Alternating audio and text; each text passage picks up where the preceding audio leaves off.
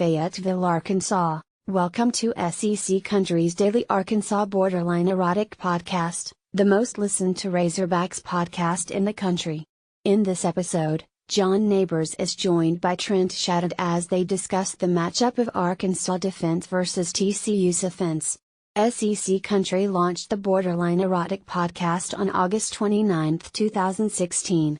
It is named after the colorful way Coach Brett Bielema described how he felt after Arkansas defeated Texas in the 2014 Texas Bowl. Here is a rundown of some topics discussed in the 251st episode of the Borderline Erotic podcast. Arkansas football, Hogs' defensive speed will be different. Neighbors started the podcast by discussing the matchup of the Razorbacks defense facing off against the Horned Frogs offense. TCU's offensive style has been the type that has caused Arkansas some serious problems in recent seasons. Mobile quarterbacks, no huddle, and high speed have forced the Hogs into shootouts against various teams.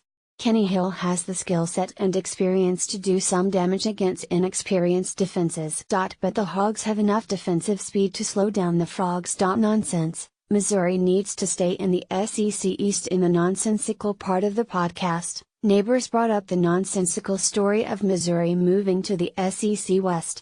There has been rumors that the Tigers would be switching divisions with another team in the SEC West.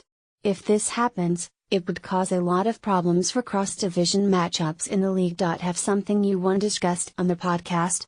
Let us know. Tweet any questions you have to your neighbor John.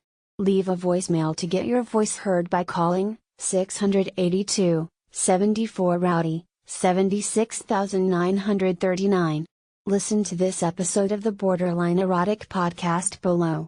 Listeners also can subscribe on iTunes at this link and on Stitcher by clicking here. We also can be followed on SoundCloud, and you can find past episodes right here.